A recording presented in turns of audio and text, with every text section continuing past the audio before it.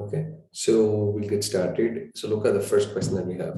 So the question, the word that we have is impulsive and impetus. So by looking at the picture, what you could understand is like I've just given you a picture of a kid who draws something on the wall. So very clearly, what you could understand from this is like there's someone who's actually staring at the kid. So when the kid is being stared by someone, the kid actually gives a smirk. It's more of a smile he gives, and what does he actually expect is like, what is this parent going to tell him?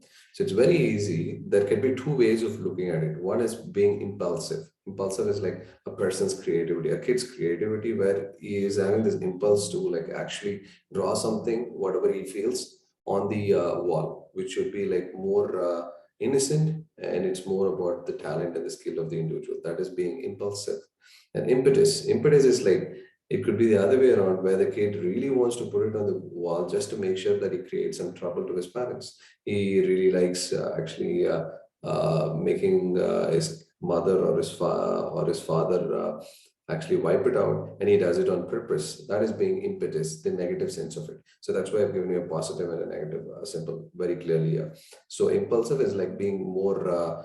Both are like, it is something which is from within and that you feel and you do it, but impulsive is like more innocent, where you do it on your own will. And impetus is like more you wanted to create trouble. That's why you do it. So that is being impetus. Okay, clear? So it's again, the next question is like, the next word that we have is direct and blunt. Direct and blunt is like, direct is like when there is a problem and you have a problem with an individual, you go directly and tell it to the person saying that, okay, this is what is the problem that I have with you. So why don't you handle this yourself? Why don't you take care of this so that you'll be more we could make sure the relationship is better. That is being direct. And blunt is like right on face. If there is a problem with an individual, there are ways in telling it. Being direct is okay, but being direct politely is different from being blunt. If a person is not writing and not doing things which is expected out of him, obviously you could do it two ways, directly saying and like put your hands around his shoulder and saying like, don't worry, this is your problem, but we could handle it together. That's being direct. Blunt is like just putting him in a place where like, no, I have a problem. You don't do this properly. And I think this is the problem that I have with you. So why don't you, unless you work on this, you can't grow better. So this is being more blunt, which means like you're trying to hit at the person very directly. At times it may cause a cause of concern for the person who's actually having, when we are being blunt, because we may hurt a person by being blunt. By being direct, it is like more telling the person what exactly is the problem. So by doing that, the person can understand where he's gone wrong. He or she has gone wrong. So that is being direct, more positive, and blunt is being negative on the other side. Okay. So next is reserved and taciturn. See, just the opposite of direct. So it's being reserved. I mean, just the opposite in the sense, on the opposite context. We see reserved. Reserved is a person is like who doesn't talk much to people, who is all isolated. He enjoys being himself, which means like he's more composed to himself. He doesn't talk to people more. He just makes sure that things are within him. So that kind of a person is called reserved.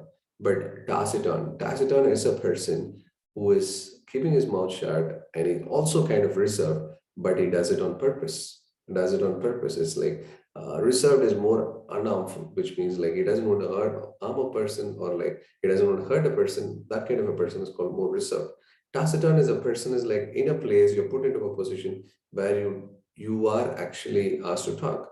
By then the person purposefully stays quiet, or more like a person who doesn't want to talk on things where he could have made things better when he spoke. So his taciturn is like purposefully zipping his mouth.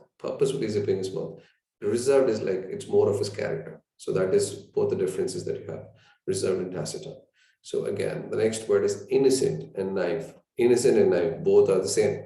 But the only difference here is like innocent is it's more of a kiddish innocence, which is like you don't know a lot of things and you really don't understand things. So obviously you'll be innocent. Okay, innocently saying like, I don't like this chocolate.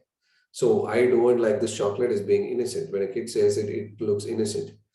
But when a mother makes or a kid or a person in the house makes some food and you say like, I don't like this, that is being naive. Naive is like, though you could call it a bit of innocence, but still it may hurt a person. So naive is like a kind of an innocence, but on a negative sense, which means a person, innocence is like more positive, where you don't know what you say, but you just put it out, but you didn't want to hurt a person. But naive is like put it on purpose and making sure the person is getting hurt. That is being naive. Okay. Both are being a bit blunt as well. Both are like openly making statements. Okay. Next one, determined and obstinate. Determined is like more positive. Look at the first picture. You have an athlete who's pushing himself very hard, looking at his target. He's going towards his goal. So that is being more determined. You go towards your goal. You're more in concentration with the goal. Obstinate is a person who is more determined, does that he doesn't have to do anything. That is like out of the negative sense. On the positive sense, a person works on a goal. Obstinate is a person who's determined not to talk or not to do anything which is productive, or trying to make sure that, okay, he's underperforming or doing something which is not up to his mark. And he's so determined about doing it. So that is being obstinate, being on the negative sense. Okay. So that is on the negative side. So the next one is like looking at the picture says it all. Look at the women in the first picture where she's so very firm. Her body language says she's so confident. So very clearly saying here with the picture, we have it as assertive. Assertive is like being very positive, being very correct, feeling great about yourself and saying like, okay, I'm more positive, looking at things more positively and handling things more properly. Bossy is a person who's positive. At the same time, what happens is he's making sure like he's just crossing the line. He's just crossing the line in the sense he just goes the other side and says like, you are, when a person says like, you are capable of doing things and you can do things better, that is being assertive. And bossy is like a person goes there, I expect this out of you and you're not able to do it. That is being bossy. You just get onto the person's head and say that person, this is what you have to do. So that is being more in control. More in control is being bossy, and where assertive is like more positive. You talk to an individual, making sure the person is comfortable, and at the same time, you are creating a positive vibe around the person. That is being assertive. And the next is stingy and thrifty. You see a lady is having a bit of some cash on her, and the cash she's being like trying to hide it. So when she's trying to hide it, what do you understand that there is like, there are two ways you can look at it. One is being stingy, the other one is being thrifty. Since stingy is like a person doesn't want to spend even a single paisa or a single penny, doesn't want to spend even a little bit of amount for something. That is being stingy. For even for things which has to be spent, the person doesn't spend it. So it's more negative, which means the person doesn't want to spend anything. Thrifty is a person who saves a lot, who's like more than a normal person. This person saves a lot, which means the person gives importance for the money, but doesn't mean that the person actually doesn't spend for things which is not required, which is more required. The person spends for things that are required, but at the same time, the person is making sure he or she saves a lot. So saving more is going to be thrifty, being like very penny wise and spending, making sure what is required for the family is taken care of by the person is being thrifty. And stingy is like a person doesn't even spend anything, even for things which have to be spent. So that is being stingy, that is being negative, and thrifty being positive. Okay. So next, chatty and garrulous. Chatty and garrulous. You can look at the kids talking here, very easily could understand chatty. Chatty is like what? A person who continuously talks. Talks. So it's being more chatty, a person who always talks, that is being chatty, or who always have the habit of talking to individuals, that is being chatty. Garrulous, by looking at the picture, you can understand a wide mouth, which very easily clearly telling you like a person who always talks, but of needless things. It doesn't make any productivity, it doesn't give you any productivity. That kind of an individual is called being garrulous. Garrulous is being more negative or more not talking much and doesn't make any different sense at all. That is being garrulous. Chatty is like more talking to individuals, making a difference. That is being chatty. Garrulous is talking only about needless things. That is being garrulous. Right? So nosy and curious. Nosy is like, as you know, look at the lady in the first picture where she tries to hop on or look into something which is on the other side. That is being a person trying to get involved in everything, and trying to be nosy, where he or she doesn't wants to get involved in everything, which is like in things even the person is not required. That is being nosy. You are trying to be more in perspective to understand what is going in other people's life and what is going in other people's house and things like that. So that is being nosy. Curious is like you're just being curious about knowing things. Again, knowing things on a positive sense, which means like you like artificial intelligence, you still want to learn about it. That is being curious. Okay. Nosy is like you like artificial intelligence. You don't want to know what exactly is artificial intelligence, but you just want to be if someone else wants to learn it, you just want to get nosy and just get involved in that and try to know what exactly is given there. And after a period of time, you just want to leave it away. That is like things which are not serious. It's like more nosy is like getting involved in things which are not required. So that is being nosy. And curious is like a subtle and a positive energy. That is being curious. Okay.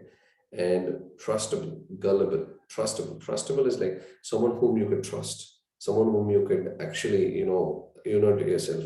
That's like more of trusting in someone. And just see, the first picture very clearly says a lady who jumps without looking who's on the back. She's very much trusting the person who's on the who's behind her, which means she's 100% sure the person can be trustable.